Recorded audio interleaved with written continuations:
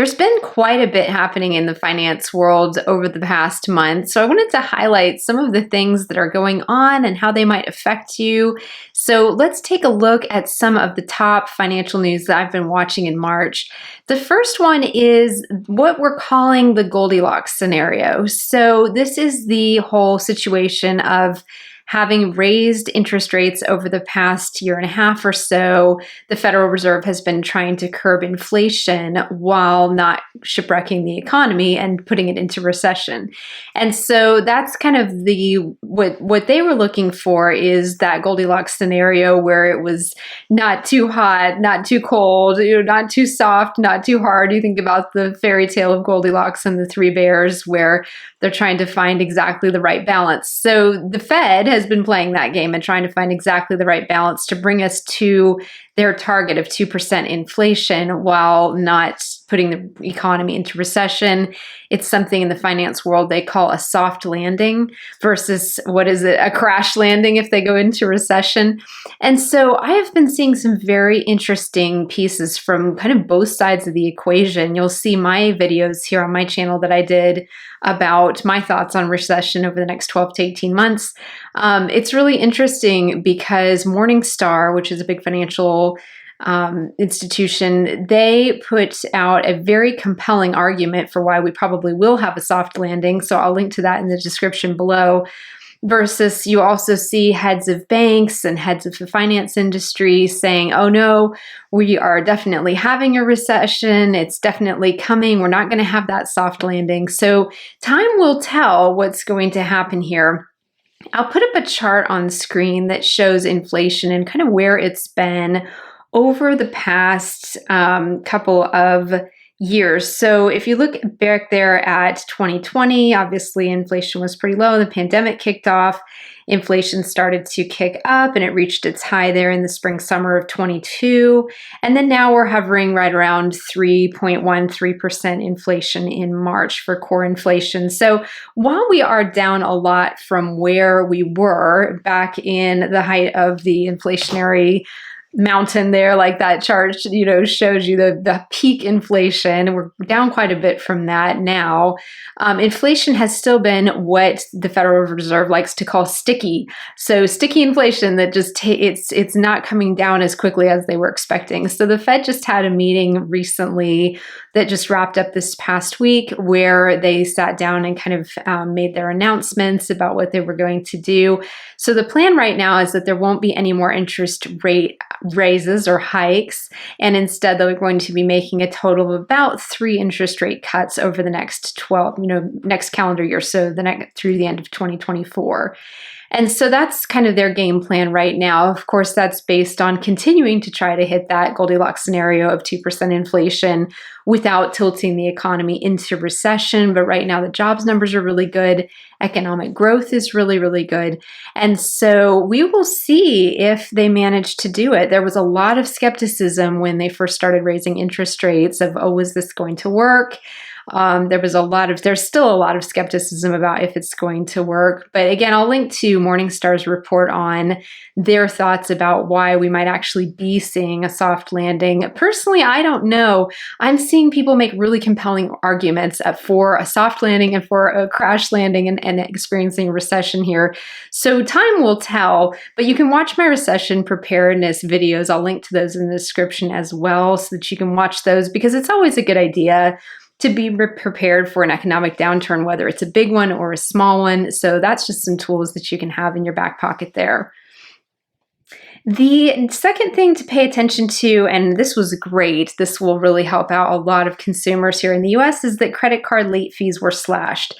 So most credit card late fees will now be capped at $8, down from an industry average of $32. So if you've ever had late fees on your credit cards, you know that they can really start to add up to your maybe already large bill.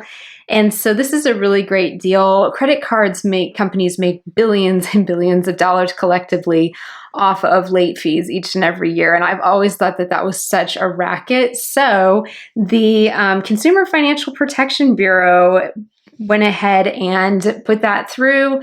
So now the most that they can charge you is $8 in late fees. In 2022, these credit card companies netted a whopping $14 billion in fees just in 2022 alone. So like I said, it's also all about being wise about the way you use your credit cards. I don't recommend that you cut them up and throw them away by any means. I kind of like to think of them as something that you use as long as you know you can keep them paid off or keep them in your back pocket for an emergency expense, for example. But I have a whole series on credit use and credit cards that you can watch if you want to educate yourself more on credit use. But that's good news for consumers, is that we saw those credit card fees really slashed. Number 3 is the looming retiree crisis. So there was a recent Senate committee report that I will link to in the description that was really sobering, that was talking about the number of people going into retirement age and into their retirement years with very little to no savings. And so this was a really good report. I will link to it in the description if you want to look it over. And this just really emphasizes, to me at least, the importance of having a retirement plan starting now to prepare for your retirement, no matter what age or stage you are in life, and just really starting to make a plan.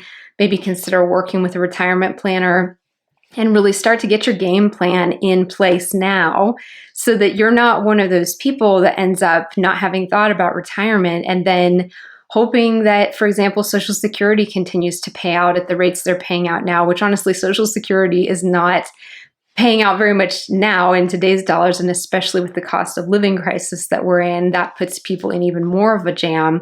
So really, really thorough report. I really appreciated this. I've seen other people in the finance space talking about this a lot since it came out. So that's something to pay attention to and kind of put in your back pocket as something to really start to kind of level up your retirement plan, if you will. We'll talk more about that on this channel as well. But there were some really interesting statistics in this survey. So nearly half of Americans 55 and older have $0 in savings, which is just such a sobering statistic. 52% of Americans 65 and older are living on less than $30,000 a year, which is very tough if you've ever had to live on that amount of money.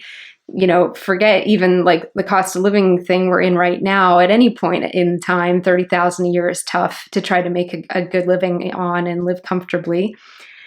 And access to retirement plans has dwindled to the point where roughly 57 million Americans do not have a way to save for retirement easily and automatically. And only 13.5% of workers have a pension. That's down from 30% of workers in 1975.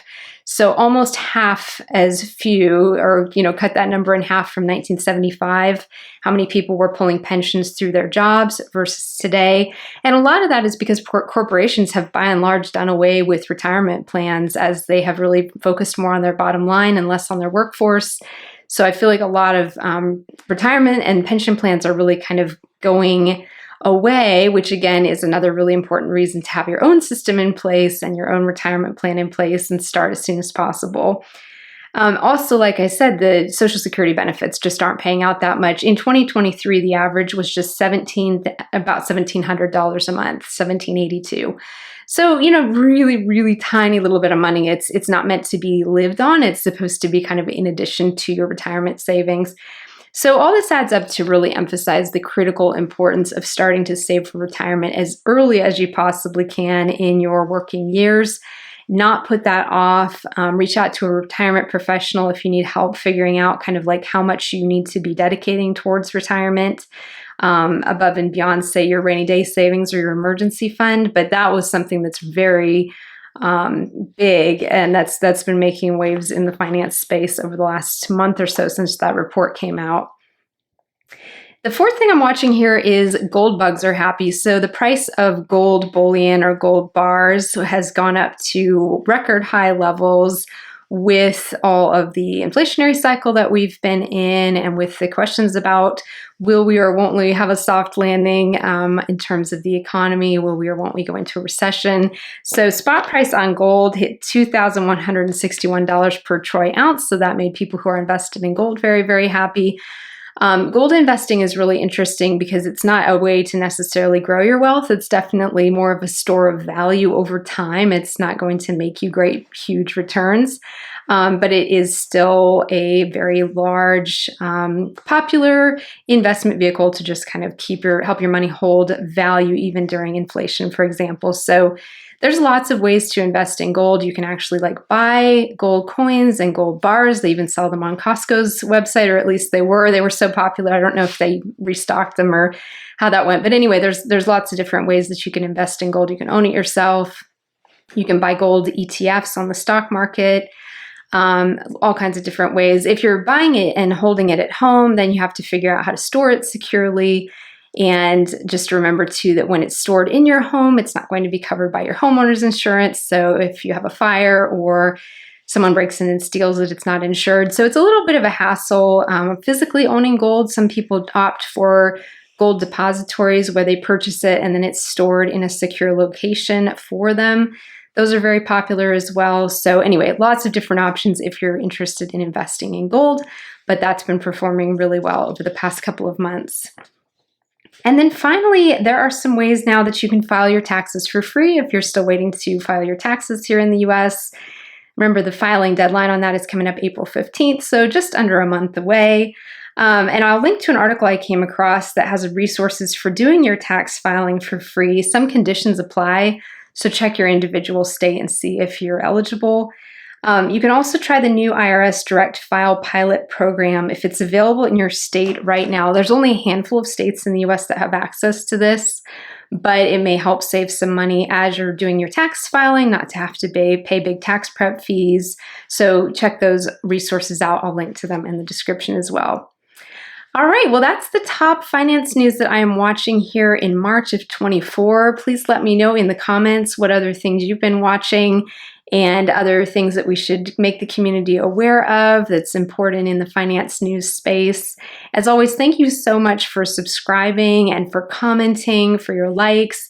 I really appreciate all of you so much and this wonderful community of like-minded people that we're building here as we work on leveling up our money and our lives. Thank you so much, and I will see you again soon in my next video.